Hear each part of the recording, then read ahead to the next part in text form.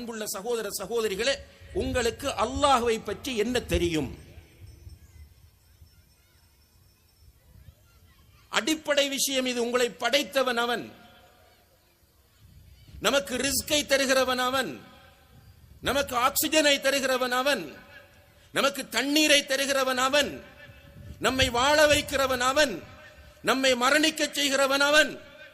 இந்த அல்லாஹ்வை பற்றி எனக்கு என்ன தெரியும் என்று நீங்கள் ஒவ்வொருவரும் உங்களிடம் கேட்டு பாருங்கள். அட்லீஸ்ட் உங்களுக்கு நடிகர் நடிகைகளுடைய பெயர்கள் தெரியும், விளையாட்டு வீரர்களுடைய பெயர்கள் தெரியும்.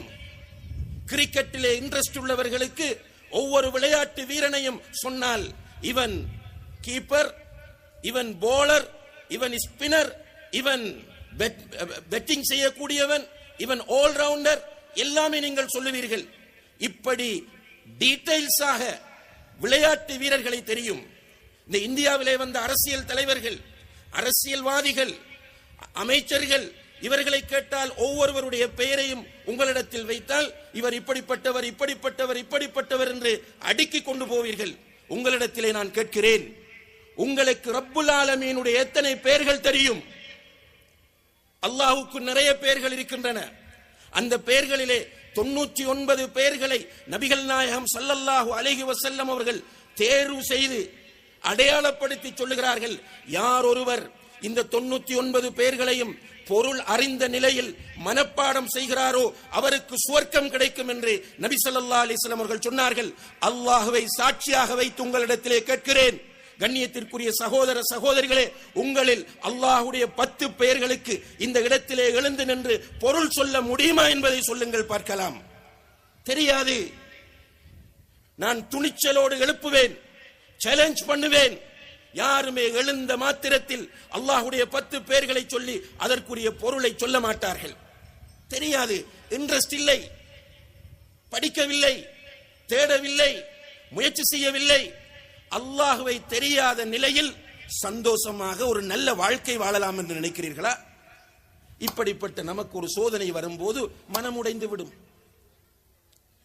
இப்படிப்பட்ட நம்மை நோக்கி ஒரு சவால் வரும்போது பயம் வரும், டென்ஷன் வரும். அல்லாஹ்வை தெரிந்தால் அல்லாஹ் ரப்புல் ஆலமீன் அவன் குன் என்றால் தான் எதுவும் நடக்கும். அல்லாஹ் நாடாமல் ஒரு மரத்திலிருந்து ஒரு இலையும் விழாது. அல்லாஹ்வுடைய பண்புகள் பெயர்களை அறிகிற போது நம்முடைய மனசுல பெரிய ஒரு சந்தோஷம் ஏற்படும். என்ன சோதனை வந்தாலும் நம்முடைய வாயிலிருந்து என்ன வரும் தெரியுமா? இன்னா லில்லாஹி வ இன்னா இலைஹி ராஜிஊன், இன்னா லில்லாஹி வ இன்னா இலைஹி ராஜிஊன், அல்லாஹும்ம அஜுர்னி ஃபீ முஸீபதி வக்லுஃப் லி கைரம் மின்ஹா. இதுதான் நம்முடைய வார்த்தையிலிருந்து வரும். ரிலாக்ஸேஷன். அல்லாஹ் விதித்ததை தவிர லன் யுஸீபனா இல்லா மா கதபல்லாஹு லனா, அல்லாஹ் நமக்கென்று எழுதியதை தவிர வேறு எதுவுமே நம்மிடத்தில் நெருங்காது, நமக்கு நடக்காது. இஸ்லாம் இந்த கல்வியை வலியுறுத்துகிறது. ரசூல் ஸல்லல்லாஹு அலைஹி வஸல்லம் அவர்கள் அவர்களுடைய தோழர்களுக்கு இந்த கல்வியை புகட்டினார்கள். இப்னு அப்பாஸ் ரலியல்லாஹு அன்ஹுமா அவர்களை தன்னுடைய வாகனத்தில் பின்னால் ஏற்றிக்கொண்டு சொன்னார்கள், சிறுவனே, சின்ன பையன், அவனுக்கு டீச் பண்ணுகிறார்கள். சிறுவனே, உனக்கு நான் சில வார்த்தைகள் சொல்லித் தருகிறேன், அதை நீ கவனமாக கேட்டுக்கொள். இஹ்ஃபதுல்லாஹ யஹ்ஃபதுக். அல்லாஹ்வுடைய சட்டங்களை நீ பேணி நடந்தால் அல்லாஹ் உன்னை பாதுகாப்பான். அல்லாஹ்வுடைய தூதர் சொல்லிக் கொடுக்கிறார்கள், அல்லாஹ்வுடைய சட்டங்களை நீ பேணி நடந்தால் அல்லாஹ் உன்னை பாதுகாப்பான். இஹ்ஃபதுல்லாஹ தஜிதுஹு துஜாஹக்.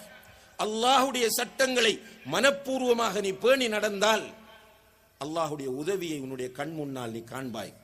இதா சஅல்த ஃபஸ்அலில்லாஹ். நீ கேட்டால் அல்லாஹ்விடம் கேள். அவன்தான் அலா குல்லி ஷைஇன் கதீர். எல்லாவற்றுக்கும் ஆற்றல் உள்ளவன் அவன்தான். லஹு மா ஃபிஸ் ஸமாவாதி வ மா ஃபில் அர்த். வானத்தில் உள்ளவைகளும் பூமியில் உள்ள அனைத்துமே, மணல் நீர் உட்பட அனைத்துமே அந்த ரப்புக்கு தான் சொந்தம். எனவே நீ கேட்டால் அவனிடம் கேள். வ இதா ஸ்தஅன்த ஃபஸ்தஇன் பில்லாஹ். நீ உதவி தேடினால் அவனிடமே உதவி தேடு. இதை சொல்லிட்டு ஒரு தியரி சொல்கிறார்கள். இஅலம், இப்னு அப்பாஸை அறிந்து கொள், அன்னல் உம்மத லவ் இஜ்தமஅத் அலா அன் யன்ஃபஊக பிஷைஇன் லன் யன்ஃபஊக பிஷைஇன் இல்லா கத் கதபல்லாஹு லக். இப்னு அப்பாஸை அறிந்து கொள், இப்னு அப்பாஸுக்கு மட்டுமல்ல, இது உலகம் அழிகிற வரைக்கும் வருகிற முஸ்லிம்களுக்குரிய போதனை. அல்லாஹுடைய தூதர் ஸல்லல்லாஹு அலைஹி வஸல்லம் அவர்கள் உண்மையான ரசூல் என்று நானும் நீங்களும் உறுதியாக நம்பினால் இந்த உபதேசம் உள்ளங்களில் பதியும். வெறுமனே ட்ரெடிஷனலாக ஃபார்மாலிட்டிக்காக முஹம்மது ரசூல் என்று நம்பினால் பதியாது. ரசூல் ஸல்லல்லாஹு அலைஹி வஸல்லம் அவர்கள் சொல்கிறார்கள், இப்னு அப்பாஸே, இந்த உலகமே ஒன்று சேர்ந்து, நன்றாக கவனித்துக் கொள்ளுங்கள், இப்னு அப்பாஸே, இந்த உலகமே ஒன்று சேர்ந்து உனக்கு ஒரு நன்மை செய்ய வேண்டும் என்று நாடினாலும் முடியவே முடியாது. அல்லாஹு அக்பர். உலகம் ஊர் அல்ல, ஜமாத் அல்ல, குடும்பம் அல்ல, உலகமே ஒன்று சேர்ந்து உனக்கு ஒரு நன்மை செய்ய வேண்டும் என்று நாடினாலும் அவர்களால் செய்ய முடியவே முடியாது. லன் யன்ஃபஊக. அல்லாஹ் உனக்கு அது நடக்க வேண்டும் என்று நாடி இருந்தாலே தவிர, அல்லாஹ் நாடினால் தான் நடக்கும். வஅலம், மேலும் அறிந்து கொள், இந்த ஒட்டுமொத்த சமுதாயமும் ஒன்று சேர்ந்து உனக்கு ஒரு தீமை செய்ய வேண்டும், தீங்கு விளைவிக்க வேண்டும் என்று நாடினாலும் அவர்களால் அது முடியவே முடியாது. அல்லாஹுடைய தூதர் ஸல்லல்லாஹு அலைஹி வஸல்லம் அவர்கள் இந்த அகீதாவை அவர்களுடைய தோழர்களுக்கு டீச் பண்ணினார்கள். தோழர்களும் இந்த அகீதாவை படித்தார்கள், ஈமான் கொண்டார்கள். அல்லாஹு அக்பர். வறுமையிலும் மகிழ்ச்சியாக வாழ்ந்தார்கள். இருக்க வீடில்லை, உடுக்க உடுப்பில்லை, ஆனால் மகிழ்ச்சி மட்டும் அவர்களுடைய உள்ளங்களில் இருந்து போகவே இல்லை. சந்தோஷமாக வாழ்ந்தார்கள். முஸ்அப் இப்னு உமைர் ரலியல்லாஹு அன்ஹு, இஸ்லாமிய வரலாற்றில் எல்லோருக்கும் பரிச்சயமான ஒரு பெயர். மிகப்பெரிய ஒரு கோடீஸ்வரன், மிகப்பெரிய கோடீஸ்வரன்.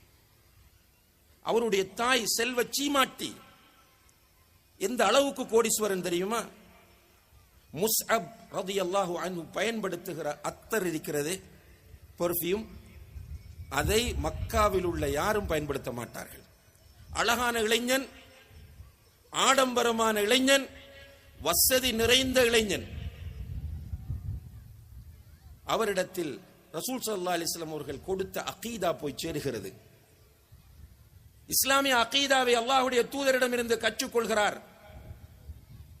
உடனடியாக அவருக்கு எதிர்ப்பு வருகிறது. முதலில் தாய் வீட்டை விட்டு வெளியே போடுகிறார்கள்.